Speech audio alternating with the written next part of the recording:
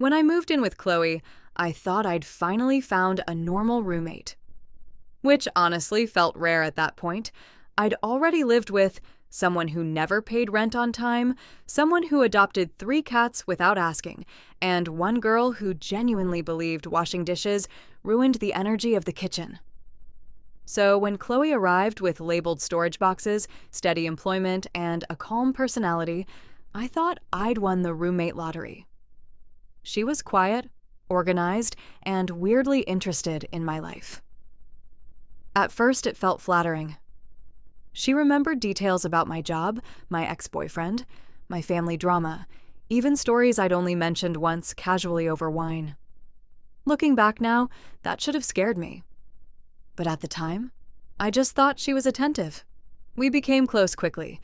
She'd sit on my bed while I got ready for dates, borrow my clothes occasionally, and constantly tell me I was the confident one she wished she could be more like. The strange comments started a few months later. Sometimes she'd reference conversations I never remembered having, or mention people I didn't recognize. One night, she casually asked, "Did that guy from Melbourne ever message you back?" I had no idea what she was talking about. When I said that, she looked genuinely confused before brushing it off. At first, I thought she was just socially awkward. Then came the first plot twist. One afternoon at work, a woman approached me in a cafe and said, "Oh my God, you're way nicer in person." I laughed awkwardly because I assumed she'd mistaken me for someone else. But then she said my full name. Correctly.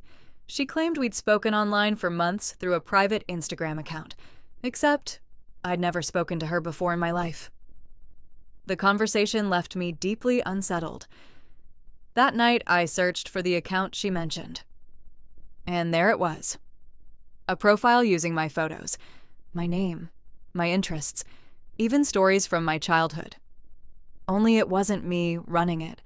At first, I genuinely thought I was being stalked. Then I noticed something horrifying. The account posted photos I'd never uploaded publicly, pictures from inside our apartment, mirror selfies I'd sent privately to friends, even photos of my dog sleeping on our couch. Only one person had access to all of those. Chloe. I confronted her immediately. At first, she denied everything so aggressively that I almost doubted myself. Then I showed her screenshots. And the silence that followed told me everything. But her explanation somehow made it worse. She admitted she'd created the account because she liked the version of herself people became when pretending to be me. Apparently, strangers online responded to me differently than they responded to her in real life. More attention, more compliments, more interest. So she kept going for nearly a year. I moved out 2 days later, but unfortunately, the story didn't end there. Because the second plot twist hit about a month afterward. A man contacted me through LinkedIn asking why I'd disappeared after everything we shared. I had absolutely no idea who he was. Turns out Chloe hadn't just been pretending to be me casually. She'd developed full online relationships with multiple people using my identity, including emotional relationships, including flirtation, including promises to meet in person. At that point, I stopped feeling creeped out and started feeling furious. Because this wasn't harmless roleplay anymore. She was actively using my identity to manipulate people emotionally. Then came the third plot twist. While gathering evidence to report the fake accounts, I discovered Chloe had also been using my professional photos and credentials to freelance online. Poorly. Very poorly. Clients were leaving negative reviews attached to my real name. That's when I decided being polite was officially over. Instead of handling it privately anymore, I documented everything carefully. Screenshots, messages, timestamps, payment profiles, fake accounts. Then I filed formal reports everywhere I could.